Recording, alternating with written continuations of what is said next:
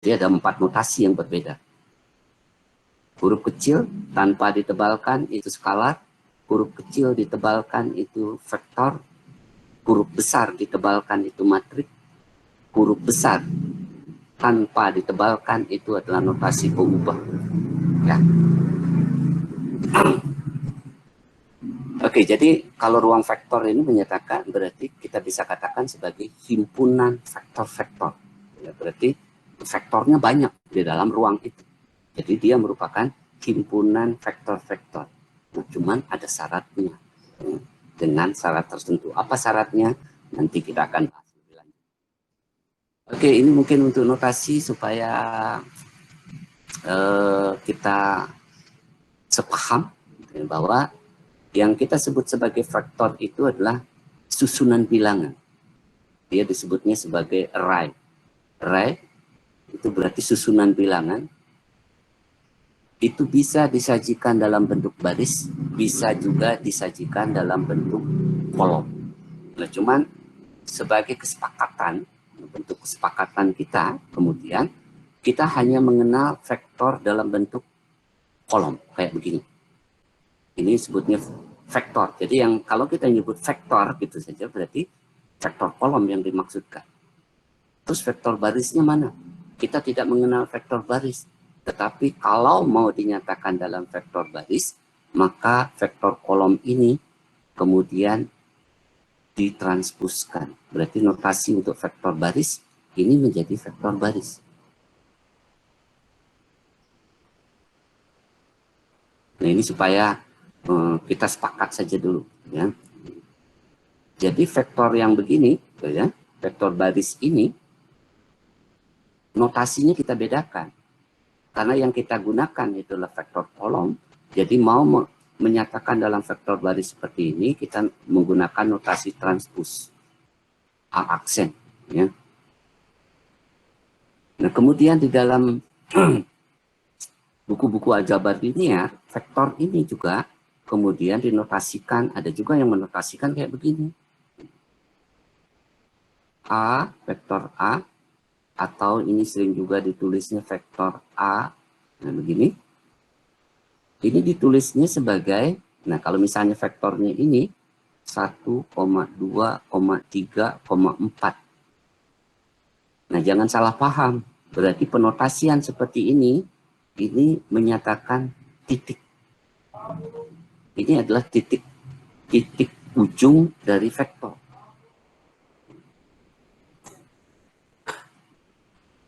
Nah itu yang biasanya digunakan di dalam aljabar linear. Jadi sering juga ditulis begini, tetapi harus hati-hati. Ini yang kita baca sebagai titik. Tahunya ini titik dari mana? Nah karena di sini menggunakan kurung biasa. Sedangkan kalau vektor atau matrik itu menggunakan kurung siku. Nah, jadi kalau menggunakan kurung siku ini tidak pakai koma. Ya. Ini tidak pakai koma. Nah, bedakan, harus hati-hati. Bedakan kalau vektor itu tidak dituliskan dengan menggunakan koma. Kalau koma seperti ini berarti sama saja dengan titik atau titik apa? Titik koordinat. Titik koordinat dari ujung dari vektor A. Gitu. Jadi hati-hati ada yang menuliskan ujungnya saja yang ditulis gitu ya. Di mana vektor ini bergerak dari titik pusat 0,0000 ke 1, 2, 3, 4. Ya, itu berarti kalau ditulis begini membacanya begitu. Bahwa vektor A ini adalah vektor yang bergerak dari titik pusat menuju titik 1, 2, 3, 4. Berarti dia bergerak ke, kalau dalam 2 dimensi itu ngomongnya, bergerak ke kanan 1 langkah, kemudian bergerak ke atas 2 langkah. Kalau kita bicara hanya yang dua ini. Ya. Jadi jangan salah paham dengan notasi ini. Perhatikan karena di depannya sini dia menggunakan kurung biasa. Berarti kalau kurung biasa, itu berarti hanya titik koordinat dari ujung vektornya yang diambil. Sedangkan kalau kita menulis dalam bentuk vektor, kita menggunakan kurung siku. Oke, ini banyak contoh. lah Google apa gitu, ada banyak contoh yang menggambarkan faktor itu seperti apa.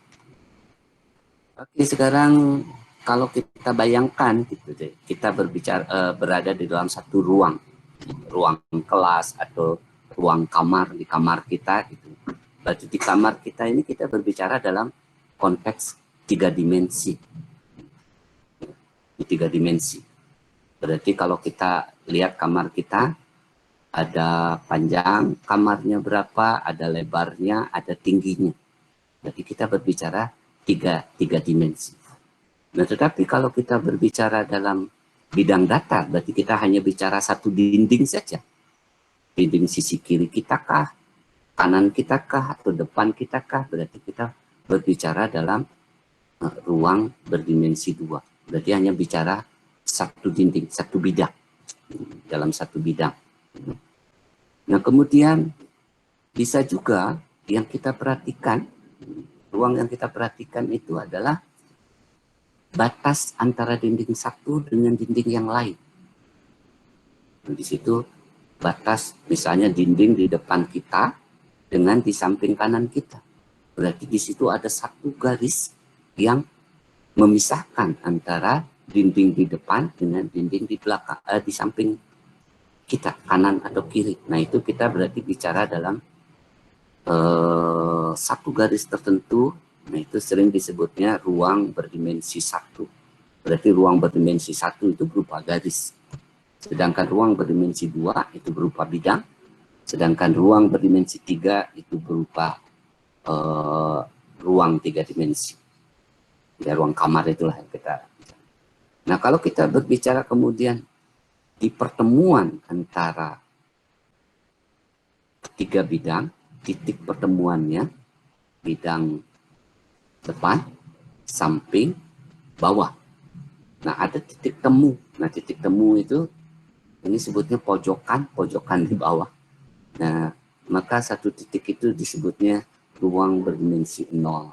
Ya, ini dalam konteks bicara ruang. Jadi bisa kita bayangkan bahwa ruang berdimensi lebih rendah itu terdapat di dalam ruang berdimensi lebih tinggi. Ruang berdimensi 2 itu ada di ruang berdimensi 3. Ruang berdimensi 1 ada di dalam ruang berdimensi 2. Nah, itu yang disebutnya ruang berdimensi lebih rendah itu ada di dalam ruang berdimensi tinggi. Nah, kita membayangkan kamar kita ini seperti gambar inilah, kurang lebih bayangannya seperti itu. Oke, sekarang kita masuk ruang vektor. Nah, di dalam beberapa buku kalau Anda membaca, ada buku yang bicaranya ruang berdimensi 2, ruang berdimensi 3 itu jadi satu bab tersendiri. Nah, saya tidak suka menggunakan pemecahan seperti itu. Saya lebih suka langsung saja ruang vektor secara umum. Ya. Oke. Sekarang kita misalkan kita punya 3 buah vektor sembarang. Ada vektor U, V, W. Ini ada di dalam, nah ini himpunan vektor. Ya, kita belum menyebut dulu ruang ya, karena ada syarat nanti dia sebut sebagai ruang. Ini baru himpunan saja, himpunan vektor. Ya. Nah, kalau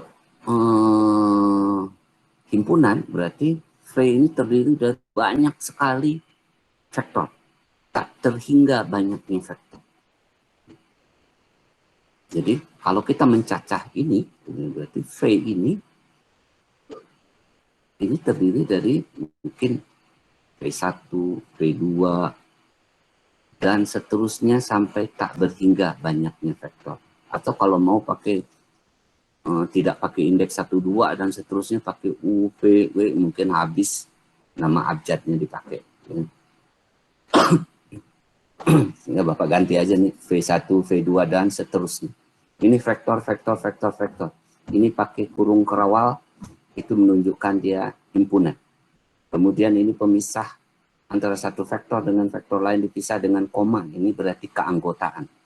Bahwa VI itu anggota dari V. Ya. Berarti kalau kita berbicara VI, ini elemen dari himpunan vektor V. Gitu. Dan ini K, L ini adalah elemen dari bilangan real. Anda tahu bilangan real, itu harus sudah bisa membedakan bilangan real, bilangan bulat, bilangan caca, bilangan asli, bilangan genap, bilangan ganjil, bilangan prima, dan seterusnya. Kadang-kadang pebeliut ada yang suka lupa juga itu nama-nama jenis-jenis bilangan. Oke, yang berikutnya. Nah, kapan V ini kemudian kita sebut sebagai ruang vektor? Nah, V ini dinamakan ruang vektor jika terpenuhi beberapa aksioma terkait dengan operasi vektornya. Apa saja itu? Nah, ini dikatakan yang pertama, dia tertutup terhadap operasi penjumlahan. Jadi, saya ambil dua buah vektor sembarang di dalam V, maka kalau saya jumlahkan, haruslah dia ada di dalam V itu sendiri. Berarti ini V, kemudian ini V, ini elemen dari V besar, himpunan vektor V. Nah, kalau saya jumlahkan kedua vektor ini, maka haruslah dia juga merupakan elemen dari V. Maka itu dia disebut sebagai tertutup terhadap operasi penjumlahan. Nah, kemudian yang kedua. Yang kedua ini dia harus berlaku operasi, sifat operasi yang bersifat komutatif. A tambah B sama dengan B tambah A. Berarti dalam notasi vektor, U ditambah dengan V, maka akan sama dengan V ditambah dengan U. Ini sebutnya operasi bersifat komutatif. Nah, kemudian yang ketiga, U ditambah V ditambah vektor W. Jadi, di sini V dengan W-nya di dalam kurung. Maka ini sama dengan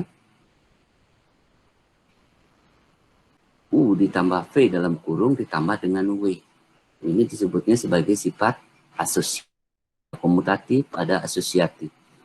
Nah, kemudian jika vektor 0 itu merupakan elemen dari V dan U ini elemen dari V juga, maka berlaku bahwa vektor U yang merupakan elemen dari V ditambah dengan vektor 0 ini akan sama dengan vektor U itu sendiri. Nah, kemudian ini negasinya. Ya. Kalau U itu elemen dari V, maka ini dikatakan ada vektor min U, berarti ada negasi dari U-nya, sehingga U ditambah negasinya itu akan sama dengan 0. Berarti kalau dalam konteks bergerak ke kiri 2 langkah, bergerak ke atas 1 langkah, maka negasinya mundur atau turun 1 langkah, kemudian bergerak ke kanan 2 langkah. Maka hasilnya akan sama dengan vektor 0. Nah, itu operasi-operasi standar di dalam operasi vektor. Nah, termasuk matrik juga. Nah, kemudian yang keenam, V tertutup terhadap operasi perkalian dengan skalar. Berarti kalau kita ambil sekarang sebagai misal, U ini adalah elemen dari V. Dan K ini adalah bilangan real. Maka kalau U ini kita kalikan K, maka K kali U haruslah juga ada di dalam V.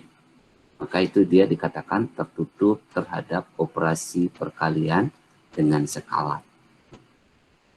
Nah, kemudian beberapa sifat aljabar terkait dengan operasi perkalian skalar ini, K kali U ditambah V. Nah, ini sama dengan K kali U ditambah K kali V. Ini berarti sifat distributif, ya, menyebarkan. Nah, ini distributif di skalarnya. Nah, ini distributif di vektornya. Ini juga berlaku juga sifat asosiatif di perkalian skalar. K dikalikan L kali U, berarti L kali U dulu, baru dikalikan K, itu sama saja dengan K kali U dulu baru dikalikan L, atau sama saja dengan K dikali L baru kali U. Berarti ini sifat asosiatif di perkalian skalar dengan vektor. Nah kemudian kalau U dikalikan dengan 1, ya hasilnya U itu sendiri. Ya. Jadi ada berapa ini? Ada 10 sifat yang harus dipenuhi di dalam operasi vektor di dalam ruang vektor. Tapi tentunya itu terlalu panjang gitu ya, karena kenapa gitu ya? Kalau kita cek operasi 2, 3, 4, 5 ini adalah operasi standar. Ini yang Bapak sebut operasi standar penjumlahan vektor.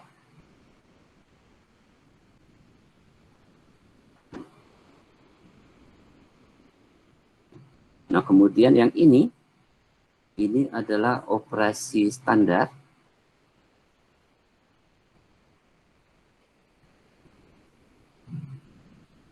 perkalian skalar dengan vektor.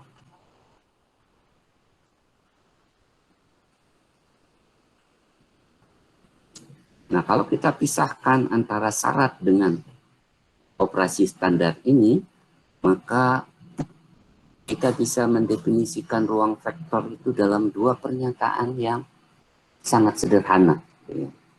Apa itu ruang vektor? Maka kita bisa mengatakan ruang vektor itu adalah himpunan yang anggotanya berupa vektor-vektor, di mana dia tertutup terhadap operasi penjumlahan dan tertutup terhadap operasi perkalian skalar. Ya, cuman segitu sebenarnya. Nah, kalau ini dijabarkan dalam pernyataan yang terpisah, sehingga yang pertama itu syaratnya adalah ini, berarti dia tertutup operasi penjumlahan. Berarti kalau kita misalkan ada V1, kemudian ada V2, ini elemen dari V, maka haruslah V1 ditambah V2, ini elemen dari himpunan V. Ya. Nah, kemudian yang kedua, dia tertutup terhadap operasi, di sini katakan operasi perkalian skalar. Berarti kalau kita misalkan K elemen dari real, kemudian vektor V elemen dari V besar, maka K kali V ini haruslah dia merupakan elemen dari V. Nah, berarti sebenarnya kalau yang operasi-operasi yang tadi, yang operasi standar, kenapa tidak dimasukkan? Dan itu tadi Bapak sudah sampaikan, itu adalah baik di ruang vektor ataupun bukan, maka operasi itu berlaku. Nah, tetapi yang khusus untuk ruang vektor ini, itu adalah 2 syarat ini. Mohon maaf. Ini kedua syarat inilah yang menjadi syarat dari ruang vektor. Jadi operasi standar itu secara otomatis berlaku. Jadi kita sebagai syarat utama dari ruang vektor. Oke, itu mudah-mudahan kebayang apa yang disebut sebagai ruang vektor. Nah, kemudian ada contoh. Nah, ini contoh yang ruang vektor itu apa sih? Nah, ada yang mengatakan satu, ada contohnya itu adalah himpunan vektor Euclid. Atau sering juga disebutnya ruang Euclidean. Nah, kalau ruang Euclidean ini berarti adalah suatu ruang yang terdiri dari vektor-vektor berdimensi n. Pak, mohon maaf, Pak. Ya. Mohon maaf, barusan itu Pak putus-putus Pak. Boleh diulangin lagi nggak Pak? Yang dari contoh ini? Yang enggak, barusan sebelum contoh ini. Oh, yang slide sebelumnya. Iya, slide sebelumnya. Pas masuk di yang 1-2 tuh Pak. Oh, iya. Baik. Makasih Pak. Coba kembali sedikit. Nah, ini slide ini sebenarnya hanya penegasan saja. Penegasan dari apa yang sudah diuraikan sebelumnya. Tadi disebutkan ada 10 syarat sebagai ruang vektor itu. Nah, tetapi kalau dirangkum dengan memisahkan antara operasi standar dan pembatasan operasi, maka ruang vektor itu bisa dinyatakan sebagai himpunan. Himpunan yang anggota-anggotanya berupa vektor-vektor. Nah, di mana ini ada tertutup terhadap dua operasi yang utama, operasi penjumlahan dan operasi perkalian skala. Jadi kalau ini dinyatakan dalam bentuk terpisah, berarti syarat pertama dia tertutup terhadap operasi penjumlahan. Nah, kalau ini operasi penjumlahan berarti kita ambil saja dua buah vektor sembarang di ruang V ini, katakanlah vektor V1, vektor V2. Nah, kemudian dia tertutup terhadap penjumlahan kalau hasil penjumlahan dari kedua vektor itu ada di dalam V. Tuh, maka dia disebutnya tertutup terhadap operasi penjumlahan antar vektor. Nah, kemudian yang kedua, dia tertutup terhadap operasi perkalian. Yang untuk menunjukkan ini, kita misalkan saja K ini adalah elemen real. Berarti skalar K. Kemudian kita ambil vektor sembarang V. Ini elemen dari ruang V. Maka dia dikatakan tertutup terhadap operasi perkalian kalau hasil perkalian K dengan V ini juga ada di dalam ruang V. Jadi ada tertutup terhadap penjumlahan, tertutup terhadap perkalian skala. Maka kalau kedua ini terpenuhi, maka kita mengatakan ruang V ini adalah ruang vektor. Itu jadi sederhana begitu saja. Sedangkan kalau operasi standarnya bagaimana? Operasi standar itu berlaku untuk semua vektor. Bukan hanya vektor di dalam ruang vektor. Vektor-vektor sembarang pun ya harus memenuhi syarat-syarat dari operasi standar itu. Yang 2 sampai 4 tadi, kemudian yang 2 sampai 5, kemudian 7 sampai 10. Itu operasi standar. Berarti vektor apapun ya harus memenuhi syarat-syarat operasi. Tetapi yang khusus untuk ruang vektor itu dua syarat ini. Ya. Jadi kalau kita disuruh menunjukkan, bagaimana menunjukkan apakah suatu himpunan itu ruang vektor atau tidak, tunjukkan dua syarat ini saja. Yang 8 syarat tadi itu nggak usah dilakukan. Itu secara aksioma itu sudah banyak dibuktikan di operasi matrik ataupun sebenarnya operasi matrik atau vektor gitu, itu berlaku aturan itu ya. Dia berlaku sifat komutatif, dia berlaku sifat asosiatif, dia berlaku juga sifat distributif ya. Oke, ini sebagai contoh ruang. Yang pertama itu disebutnya sebagai ruang Euclid. Apa sih ruang Euclid itu?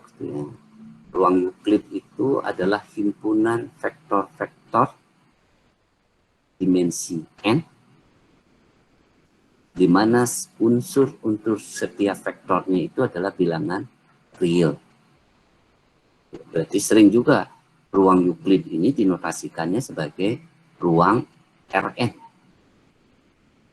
Berarti kalau sebagai contoh saja kita bicara sekarang yang sederhana R2 gitu ya. Kalau dimensi 2, berarti kita vektornya ini adalah vektor-vektor berdimensi 2. Yang unsur-unsurnya adalah bilangan real.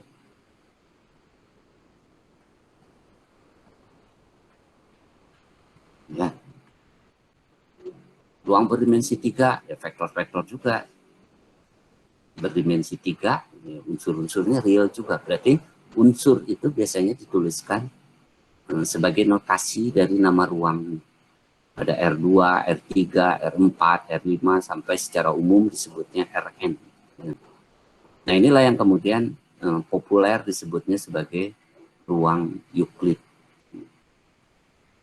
Dalam konteks ini karena ininya N, maka disebutnya ruang Euclid berdimensi N atau berorder N. Nah berarti ruang Euclid itu adalah ruang vektor. Kenapa? Ya karena dia akan memenuhi atau tertutup terhadap operasi penjumlahan antar vektor dan operasi perkalian dengan skala.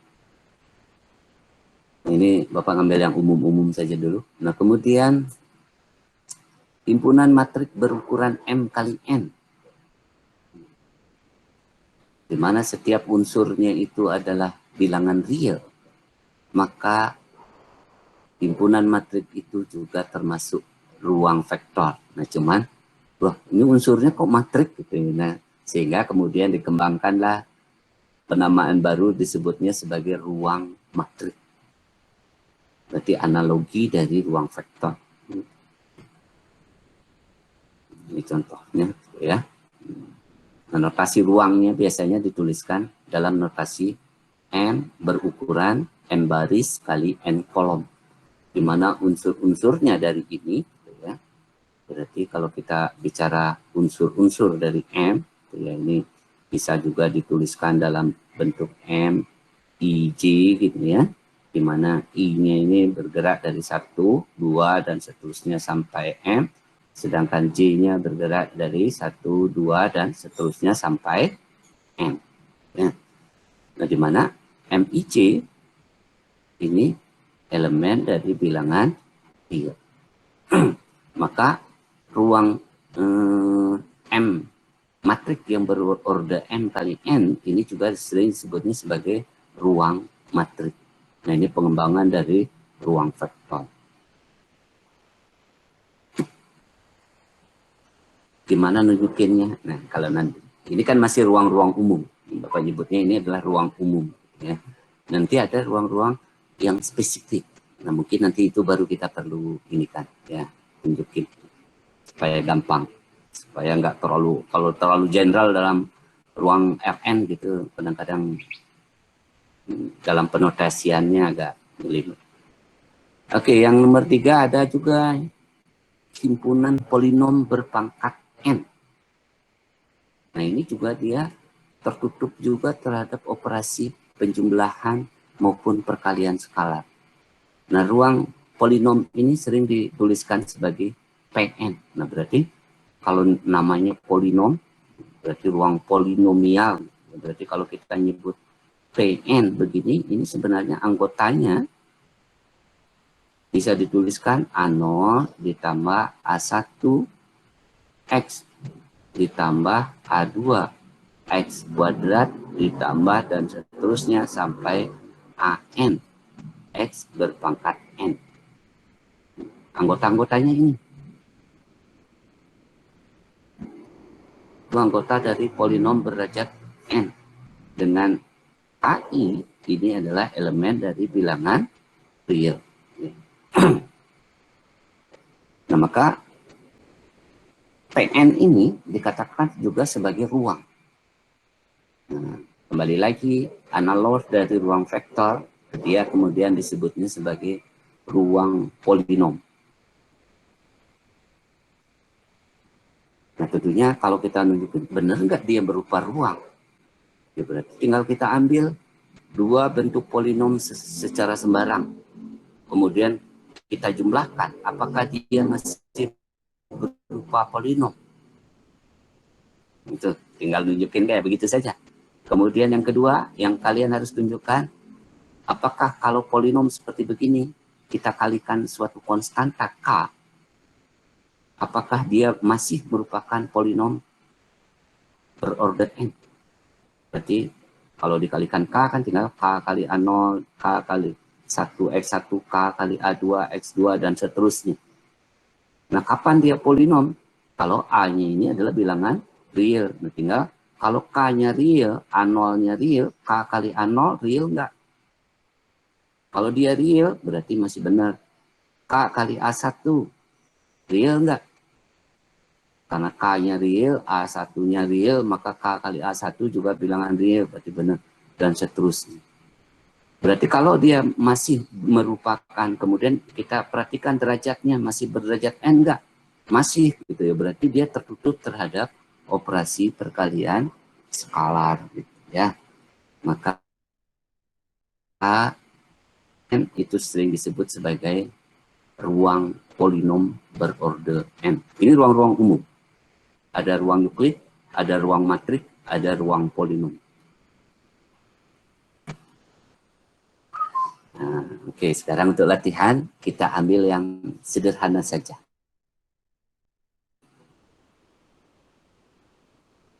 Oke, nah, ini latihan cuma disediakan 2 saja biar nggak terlalu lama. Oke, sekarang ada satu ruang yang didefinisikan, belum ruang, himpunan vektor yang tersusun dari bilangan X, Y, X plus 2Y. Berarti kalau dinotasikan anggota dari, nah misal ya, kalau Bapak sebutkan A1 ini elemen dari A, gitu ya. Maka A1 strukturnya bisa ditulis sebagai X, Y, X plus 2Y. Ya. Oke, sekarang ada A2. A2 elemen dari A. Nah, A2 kita tulis, maaf nih, kita menggunakan notasi vektor di dalam aljabar matrik ya. Notasinya begini. Nah ini supaya ini kita kasih indeks saja. X1, Y1, 1, 1. Berarti sini sekarang X2, Y2, kemudian X2 ditambah 2Y2. Nah di sini ada catatan bahwa X dan Y berarti unsur-unsur dari vektor di sini adalah real. Berarti dalam konteks ini kita mengatakan X1, Y1, X2, Y2 itu adalah elemen dari bilangan real. X1, X2, Y1, Y2 ini elemen dari bilangan real. Kenapa? Ya karena ini syaratnya memang begini definisinya, ya. A ini didefinisikannya seperti begini. Nah, sekarang kita tinggal tunjukkan apakah A ini memenuhi syarat ruang vektor atau tidak. Nah, setelah kita misalkan ini, maka kita kerjakan langkah selanjutnya adalah kita jumlahkan. Berarti ambil yang kita tunjukkan yang pertama dulu, syarat yang pertama, syaratnya kan. Berarti syarat yang pertama tertutup terhadap penjumlahan.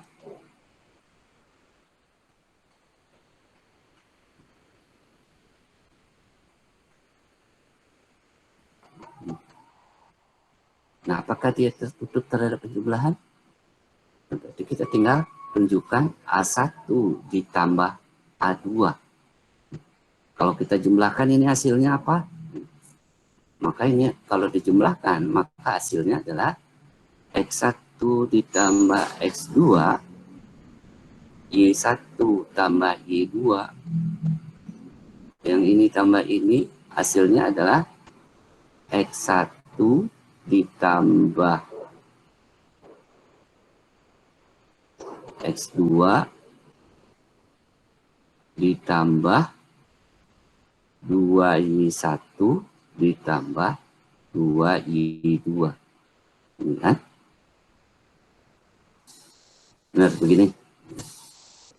Nah, kalau ini benar, berarti sekarang misalkan saja, kalau kita misalkan X1 tambah X2 ini adalah sesuatu yang baru.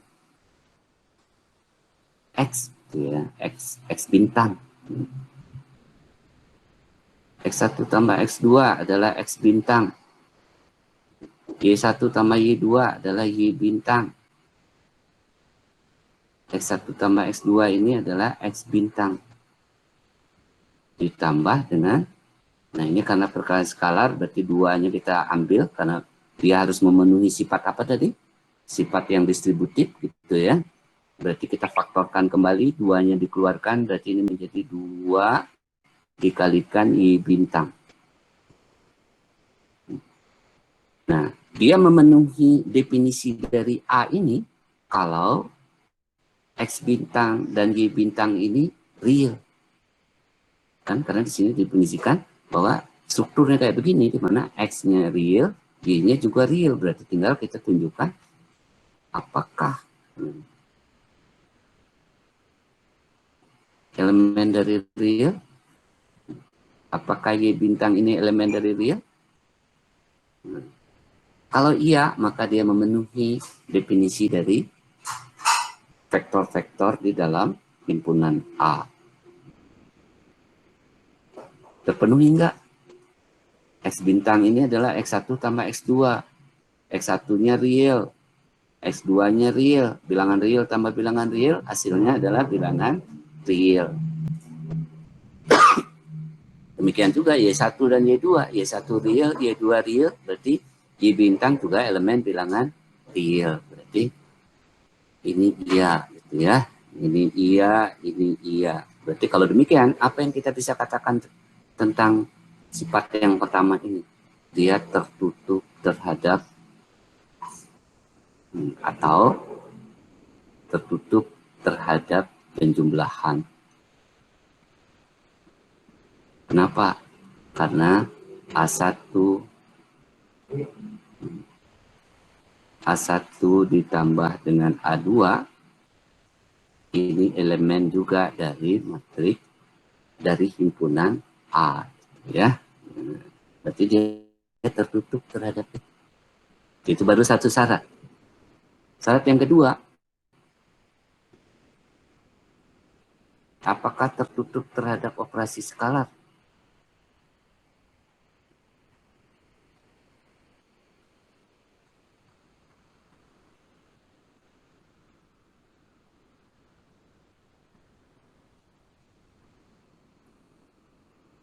Tinggal sekarang kita misalkan K ini bilangan real. Berarti kita tinggal tunjukkan K dikalikan, katakanlah kita ambil salah satu vektor ini saja, A1. Berarti ini akan sama dengan apa? K kali X1, K kali 1, K kali ini.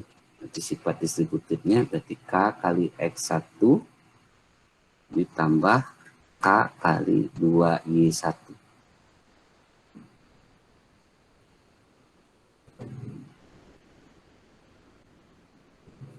Nah, sekarang, apakah dia tertutup terhadap operasi skalar?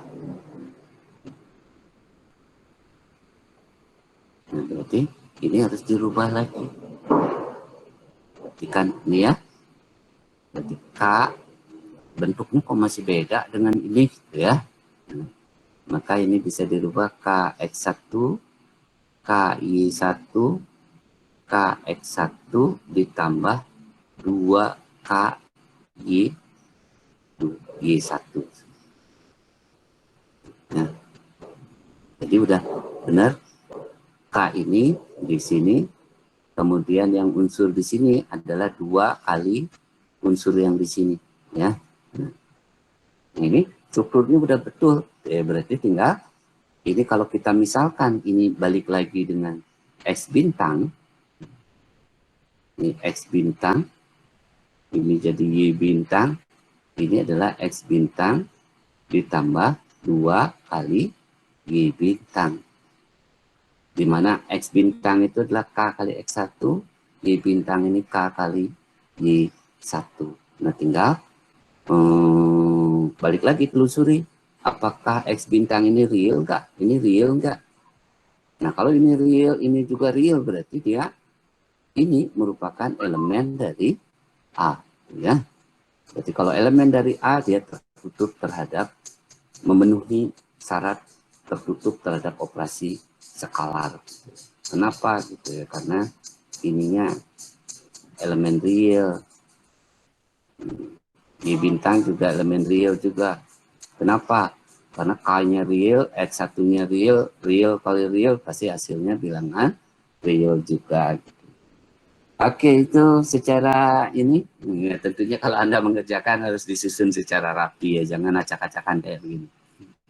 Kalau Bapak tergantung ruang kosong kemana, di mana ya Bapak isi di situ. Oke, yang ini jadi mudah-mudahan berarti kalau yang B ini kira-kira memenuhi syarat ruang vektor apa tidak? B. Bapak minta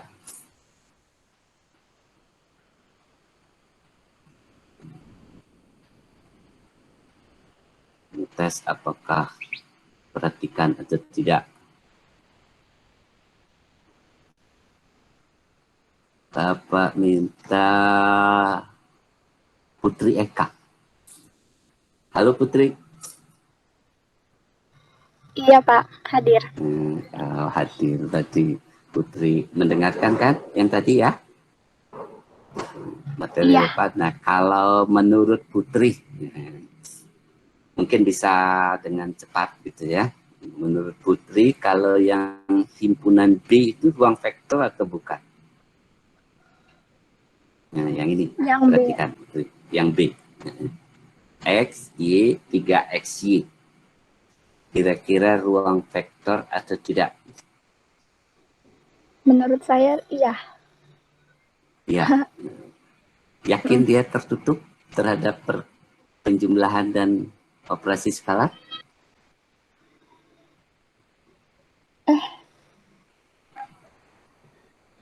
Kayaknya bukan deh Pak. Nggak tertutup pada penjumlahan kayak. Dugaan Putri di mana yang tidak terpenuhi? Syarat 1 atau syarat 2? Syarat yang 1. Dugaan Putri tepat. Iya, dugaan Nanti saya. silakan selanjutnya nanti coba dioret-oret ya. Tentunya Ya. semuanya teman-teman yang lain juga nanti cobain bahwa B ini bukan ruang vektor. Karena ada kemungkinan dia tidak memenuhi syarat yang pertama. Silakan kalian cek ya. Sedangkan syarat kedua dia terpenuhi. Nah, kalau ada dua syarat seperti itu, kalau misalnya salah satu sudah terpenuhi, boleh nggak kita mengatakan itu ruang vektor? Tidak. Wajib dua-duanya terpenuhi. Baru dia dikatakan sebagai ruang vektor. Oke, Bapak lanjutkan.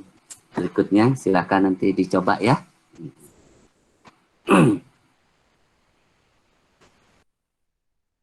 Oke, sekarang di dalam ruang vektor Euclid, ini berarti khusus untuk vektor-vektor yang unsurnya adalah bilangan real, baik di ruang berdimensi 2, 1, 2, 3, dan seterusnya secara umum di ruang Euclid berdimensi N. Nah ini ya tentunya operasi standar tadi berlaku, ya penjumlahan vektor, kemudian perkalian skalar.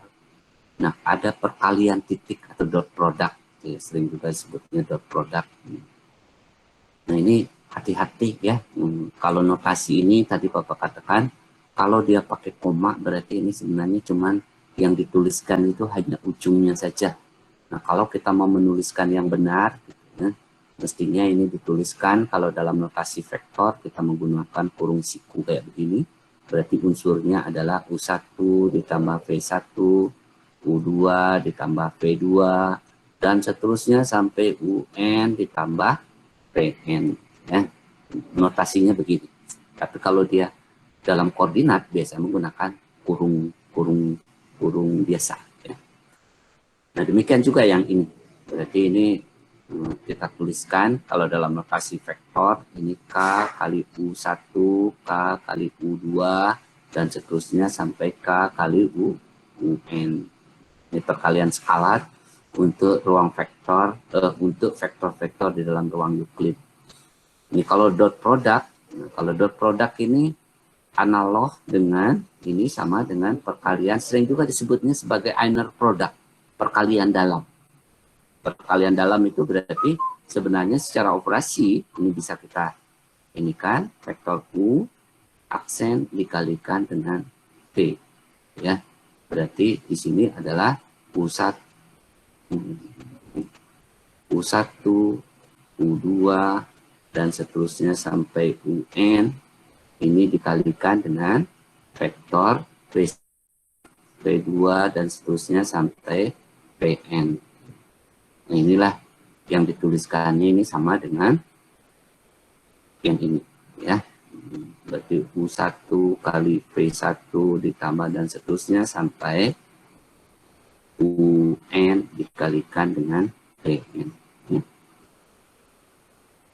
Nah, kemudian panjang vektor itu merupakan setengah atau inner product berpangkat setengah. Jadi inner productnya ini berpangkat setengah. Nah, cuman sekarang innernya dari U dengan U itu sendiri, bukan U dengan V. Kalau ini jadi seperti cross product, gitu ya. Kalau ini inner product dari U itu sendiri, maka ini akan sama dengan, berarti kalau V ini juga U, berarti U1 kali U1 ditambah dan seterusnya UN kali UN, maka sama dengan U1 kuadrat tambah U2 kuadrat dan seterusnya. Nah, ini disebutnya sebagai panjang vektor atau normal vektor. Normal vektor. Norma itu nomnya itu panjang. Nom vektor. Sering juga disebutnya sebagai nom. Nah, kemudian kalau kita punya dua buah vektor, maka jarak antar dua buah vektor itu, berarti kalau kita punya vektor ini, gitu ya, ini ada vektor U, sedangkan yang ini adalah vektor V. Berapakah jaraknya ini? Ya. Nah, berarti yang dilihatnya itu adalah ujung dari vektor U. Nah, ini disebutnya sebagai jarak antar U dengan V. Ya. Dapat dihitung menggunakan ini. Berarti nom dari selisih dua vektor itu. Berarti panjang vektor dari selisih antara vektor U dengan vektor V. Maka dia disebut sebagai jarak dua buah vektor.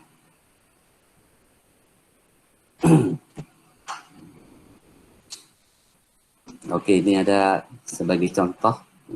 Karena ini slide-nya dikutip dari buku aljabar linear gitu, semuanya jadi menggunakan begini gitu. Mestinya ya tadi Bapak katakan, berarti kalaupun mau menggunakan ini baris, mestinya kita tulis 1, 1, 2, 3 gitu ya. Kalau ini dituliskan dalam bentuk baris, maka kita menuliskan begini. 2, 2, 1, 1. Bapak kadang-kadang khawatir saja gitu, menggunakan begini itu pakai kurung. Kalau kurung itu maknanya koordinat dari ujung vektor. Jadi ini adalah koordinat dari ujung vektor. Tapi ya tetap dia mencerminkan adalah vektor U-nya. Ini ujung vektor dari U-nya. Ini ujung vektor dari V. Nah, maka panjang vektor dari vektor ini itu sama dengan yang contoh yang pertama itu akar dari 15, contoh yang kedua akar dari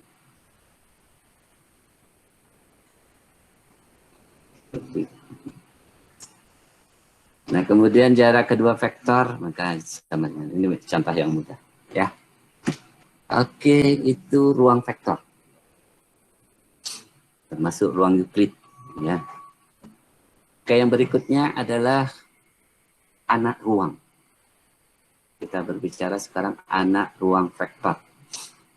Nah, anak ruang vektor ini kita misalkan saja W ini adalah subhimpunan dari sebuah ruang vektor. Nah, kalau dia subhimpunan, sekarang ada himpunan, ada subhimpunan. Nah, ini sekarang kebetulan anak SMP kelas 1 juga lagi belajar himpunan. Kalau kita punya himpunan abjad A, B, C, ada berapa banyaknya anak himpunan atau subhimpunan dari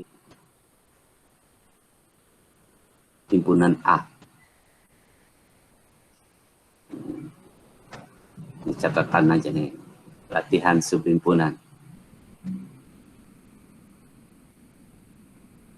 Kalau A-nya ini adalah A, B, C, ABC aja dah. Ada berapa subhimpunan dari A? Ada yang tahu? Subhimpunan dari A ada sebanyak? Bukan, Pak. Apakah 7, Pak? 7? Apakah Jangan pakai apakah, langsung saja hitung berapa coba. kan ada A saja, B saja, C saja, AB, AC, ACB. Itu sudah 6. Kalau ABC kan juga bisa sebagai anak himpunan. Karena kan definisi anak Terus? itu sama aja toh, kurang dari. Ya berarti setahu saya 7 itu saja. 7. Yang lain coba. Ada 8, Pak. 8. Ada yang kurang tadi jawabannya. Coba sebutin yang kurang tadi apa? Himpunan kosong. Nah, betul. Nah, itulah yang disebut sebagai subhimpunan.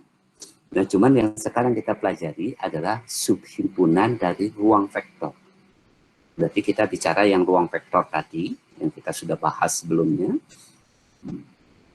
Ditambah, sekarang kita kembangkan lagi ada subnya, subhimpunannya. Nah, bentuknya seperti apa? Apakah seperti yang tadi kita nyebut himpunan kosong, A saja, B saja, C saja, dan seterusnya, gitu ya, sampai ABC. Nah, itu sangat tergantung dari definisi subhimpunan itu sendiri. Subhimpunan seperti apa yang kita definisikan. Nah, jadi Bapak mau cerita umum saja dulu. Katakanlah W ini merupakan subhimpunan. Subhimpunan dari ruang vektor V. Maka W kemudian kita katakan sebagai anak ruang.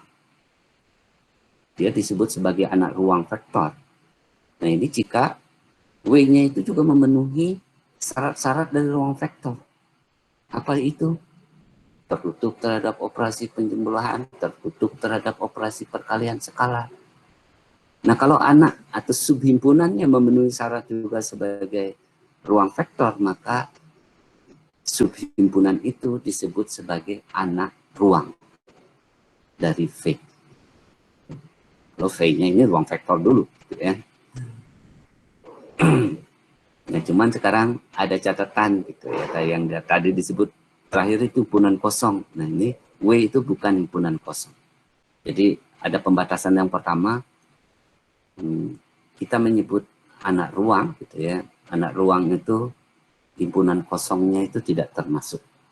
Jadi dalam konteks ruang vektor ya, kita tidak memasukkan himpunan kosong sebagai anak ruang. Nah, kemudian W ini tentunya anak ruang yang lain, berarti di luar himpunan kosong dari V. Nah, dia harus tertutup terhadap operasi penjumlahan, harus tertutup terhadap perkalian skala. Berarti inilah yang harus kita perhatikan. Jadi caranya menunjukkan juga nanti tentunya sama seperti menunjukkan ruang vektor tadi. Oke, ini ada contoh sekarang yang diambilnya ini matrik ya. Oke, ya sama saja intinya.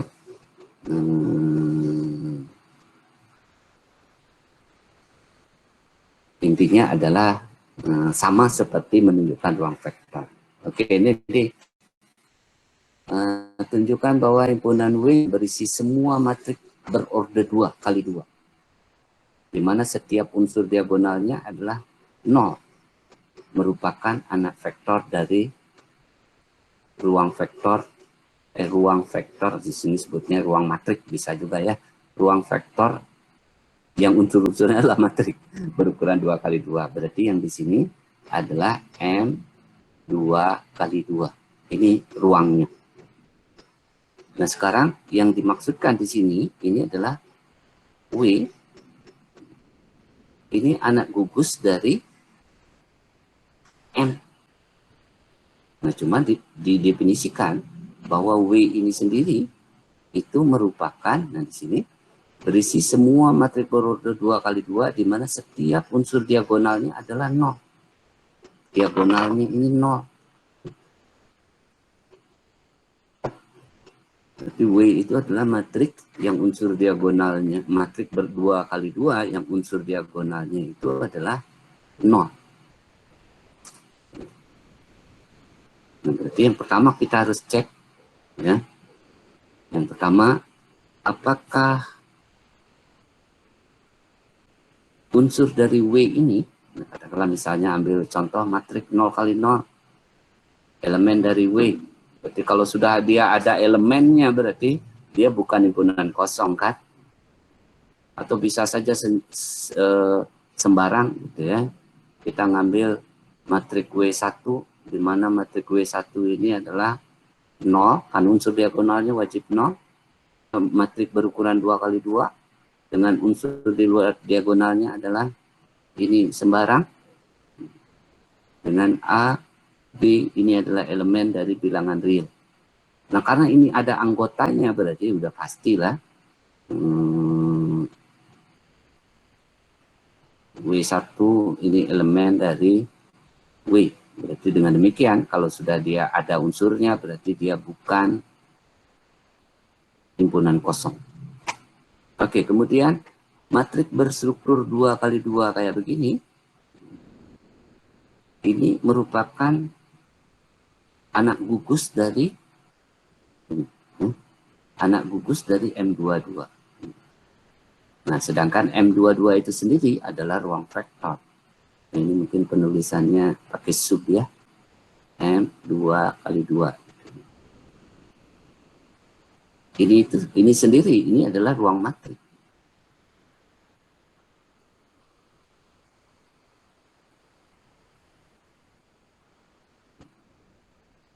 Nah, sekarang kalau satu terpenuhi, W itu bukan himpunan kosong karena ada anggota-anggotanya, ya. Kemudian W itu anak gugus, ya ini hanya bagian saja dari M2 kali 2. Kalau M2 kali 2 kan secara umum di sini bukan hanya 0, bisa berapa saja di unsur diagonalnya. Itu matrik sembarang berukuran 2 kali 2. Sedangkan W itu berarti hanya merupakan bagian saja. Kenapa? Karena dia juga matrik 2 kali 2, tetapi dibatasi di unsur diagonalnya itu adalah 0. Gitu ya. Oke, sekarang kalau 1, 2 sudah terpenuhi, maka tinggal kita tunjukkan apakah dia tertutup terhadap operasi penjumlahan, tertutup terhadap perkalian skala. Oke, sekarang kita ambil 2 buah matrik anggota dari W. A, B elemen dari W. Berarti dia harus ininya 0, ininya juga 0, kan? Berarti ya memang benar ini adalah anggota dari W. W itu adalah yang unsur diagonalnya itu adalah 0. Nah, dengan demikian kita buat strukturnya sekarang A, berarti ini 0, 0, di sininya sembarang. B, unsur diagonalnya 0, 0, ininya sembarang. Nah, tentunya ada catatan.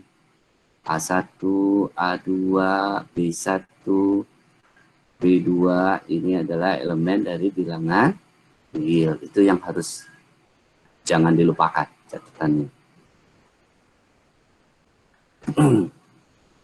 Nah, berarti kalau kita jumlahkan, berarti jumlah dari matrik diagonal ini A1 tambah B1, A2 tambah B2. Ya. Nah, tinggal harus ditambahkan lagi. Ini harus tunjukkan A1 plus B1 ini elemen real enggak? Nah, ini yang jadi pertanyaan. Ya. A2 plus B2 ini elemen real enggak? Kalau iya, berarti ini merupakan elemen dari W. Ya.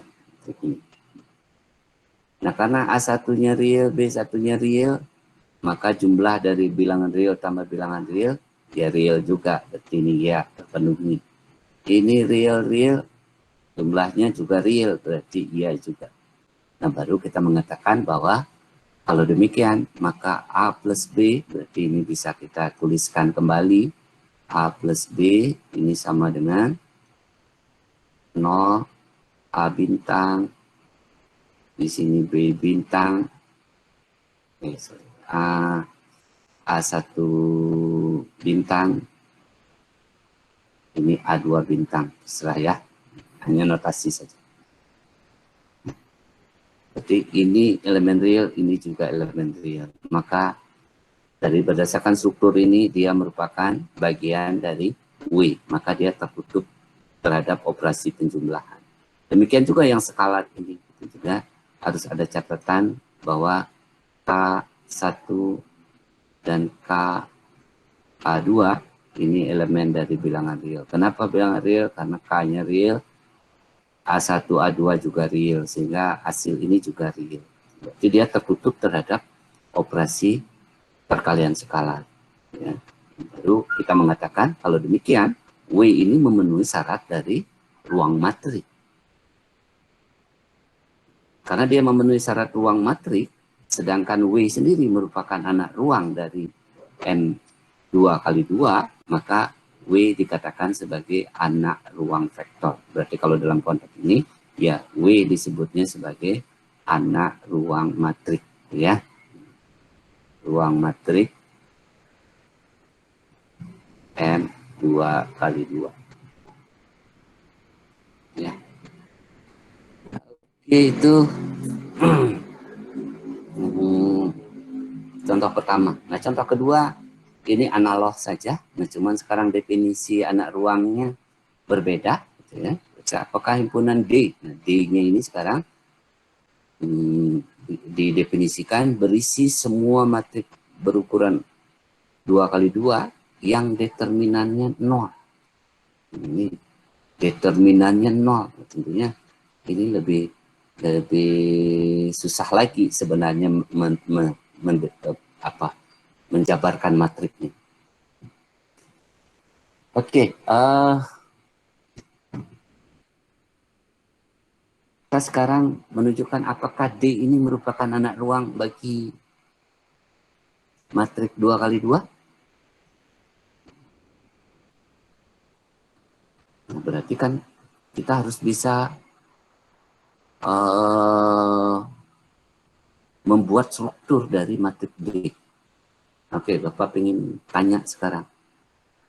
Kalau D ini matrik 2 kali 2, Bapak misalkan saja matrik sembarang yang berukuran 2 kali 2. Nah, kalau ditanya kapan, ini ada matrik B1 lah ya. Kapan determinan dari D1 ini sama dengan 0?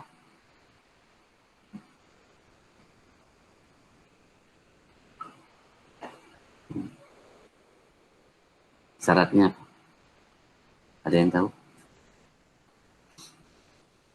Kemungkinan saja, beberapa kemungkinan.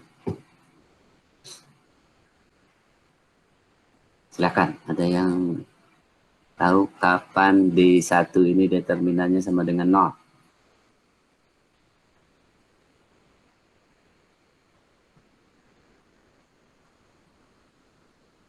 Ayo. Satu barisnya maupun satu kolomnya bernilai 0, Pak. Satu barisnya 0 atau satu kolomnya 0? Iya, itu bisa. Berarti bisa. Berarti A sama dengan 0, C sama dengan 0. Bisa juga kalau kolom, itu kolom yang 0 ya. Kalau baris 0 bisa juga A sama dengan 0, B sama dengan 0. Ya tentunya bisa juga yang kolom kedua atau baris kedua gitu ya. Atau bisa juga kalau A-nya 0, B-nya, ini udah baris. Kalau kolom kedua berarti B-nya 0, D-nya 0. Atau bisa juga baris kedua C sama dengan 0, D-nya sama dengan 0. Ini beberapa alternatif ya. Nah kalau secara umum, ini kan berarti ngambil kasus saja, ya ekstrimnya A-nya 0, C-nya 0, atau A-nya 0, B-nya 0, atau ekstrim juga B-nya 0, D-nya 0. Kalau secara umum, ada yang bisa mendefinisikan kapan ini sama dengan 0? Kalau dia tidak memiliki inverse, Pak. Hah? Kalau dia tidak memiliki inverse. Kalau dia tidak Balik ya, kalau dia determinannya itu mah akibat. Iya, itu akibat. Kalau dia determinannya 0, berarti dia nggak punya ini. Nah, berarti untuk syarat yang secara umum, ambil saja definisi determinan. Berapa determinan dari D1? Determinannya sama dengan? D kurang BC. A kali D dikurangi C kali D, kan ini determinan. Berarti kalau ini sama dengan 0, berarti haruslah D sama dengan C kali D gitu ya. Ini apa katakan umum ya. Oke, itu berarti terpenuhi enggak yang ini? Terpenuhi kalau A-nya 0 kali D 0, berarti di sini kan harus 0. Supaya 0 mana? C-nya sama dengan 0 atau B-nya sama dengan 0 gitu ya. Jadi ini pasti semua terpenuhi di sini. Oke, contoh saja ini mengambil ilustrasinya yang mudah diambil gitu ya. Yang full baris 0 atau full kolom 0 bisa juga ya. Oke, diambil dua matriks sembarang. Ini determinannya 0 ya. B determinannya 0 ya. Berarti A dan B elemen dari, bukan W, sorry. Elemen dari D ya. Karena ini definisinya D, bukan W ya.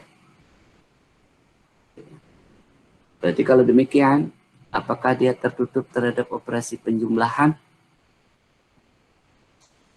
Nah, kalau begini, ini pasti tertutup. Yakin? Apa tidak tertutup? Oke, ini diambil, ya tinggal dikerjakan ya. Berarti tinggal kita tunjukkan apakah A plus B ini elemen dari D kah atau bukan ya. Ini yang harus kita inikan. Bukan. Oke, berarti kalau ini dijumlahkan maka ini menjadi matrik sembarang. Berarti A plus B akan sama dengan A, B. Ya ini kan sebenarnya bisa sembarang ya, nggak harus BA. Ya boleh juga lah, terserah. BA. Kalau begini, ini determinannya sama dengan 0 kah? Ini belum tentu sama dengan 0. Ya. Berarti dia tidak tertutup terhadap operasi penjumlahan. Boleh diambil sembarang.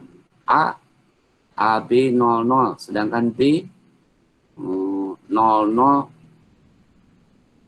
CD gitu, sembarang saja ya, nggak harus sama ininya CD.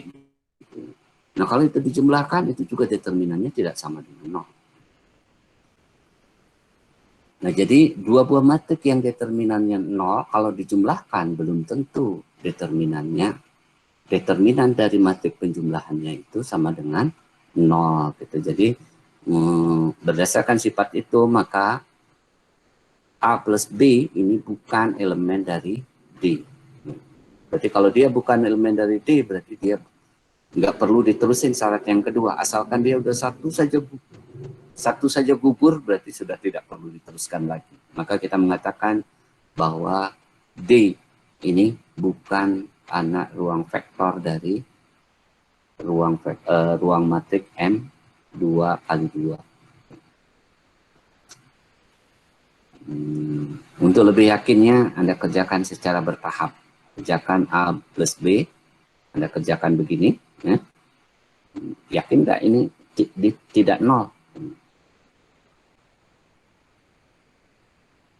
Kalau yakin, berarti sudah ada cukup satu saja yang bisa menyangkal bahwa dia bukan elemen dari D, maka sudah cukup untuk menyatakan bahwa dia D ini sendiri bukan anak ruang dari ruang M2 kali 2. Ya. Satu saja, nggak perlu banyak-banyak. Ada tadi yang misalnya boleh nggak A-nya kita ambil begini. A, B, ini 0, 0. Boleh kan? Ini tadi ada beberapa cara membuat matrik D yang determinannya 0 kan. Kemudian B-nya matriknya adalah C, D, 0, 0. Boleh juga begini. Kalau dijumlahkan ini juga sudah pasti. Kalau dijumlahkan ini hasilnya bukan matrik yang determinannya 0 juga. Ini hasilnya adalah A, B, D, 0. Matrik apa ini? Nah, kalau yang ini determinannya kebetulan hasilnya berapa? 0 dikurangi D kali B kan? Nah, itu min BD hasilnya, bukan 0. Ya. Oke, dan seterusnya cari, ada yang lain lagi. Oh, saya mau menggunakan A-nya beda, strukturnya B-nya berbeda, terserah. Yang penting dia merupakan matrik yang determinannya, matrik yang ordernya 2 kali 2 dan determinannya 0. Terserah Anda mau memisalkan yang mana saja. Berarti kekuatannya itu harus memahami apa yang disebut sebagai matrik yang determinannya 0 gitu. Itu yang harus Anda kerjakan dulu sebelum Anda mengerjakan soal ini. Oke, itu jadi ini sudah ditunjukkan, kemudian selesai. Ini kita baru bercerita tentang konsep anak ruang vektor dan anak ruang vektor.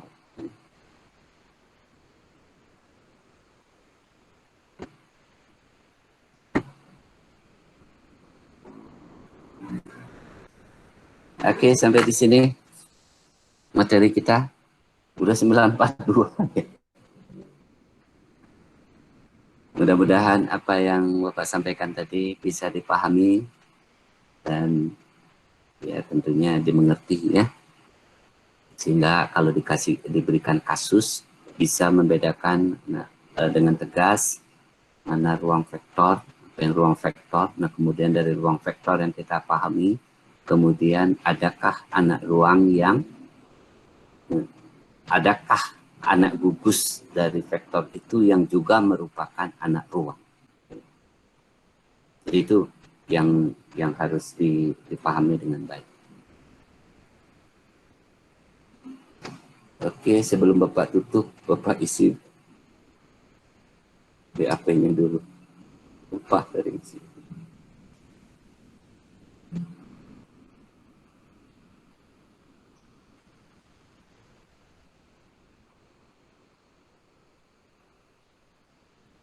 Oke, sebelum Bapak tutup, di videonya ditampilkan ya.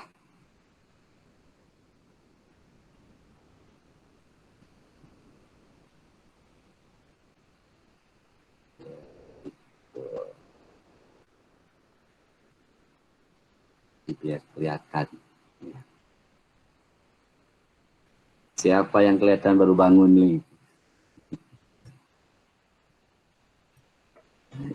Tadi tiduran diajar ya. Tapi yang penting ngedengerin kayaknya. Yang penting headsetnya ya.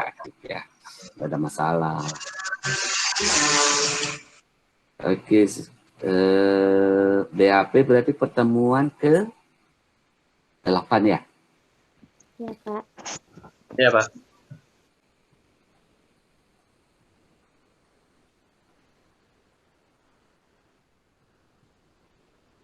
Oke, kalau yang mau absen silakan sudah diisi. Baik, pertemuan tuh hari ini kita tutup sampai di sini. Kalau ada pertanyaan-pertanyaan yang memang perlu kita diskusikan, nanti bisa melalui WA Group atau nanti lewat Google Class. Ya. Tadi jadi direkam nggak tadi? Oh, ada ya. Oke, karena jam 10 kebetulan Bapak ada pertemuan lagi. Tolong recordnya ditutup sampai di sini.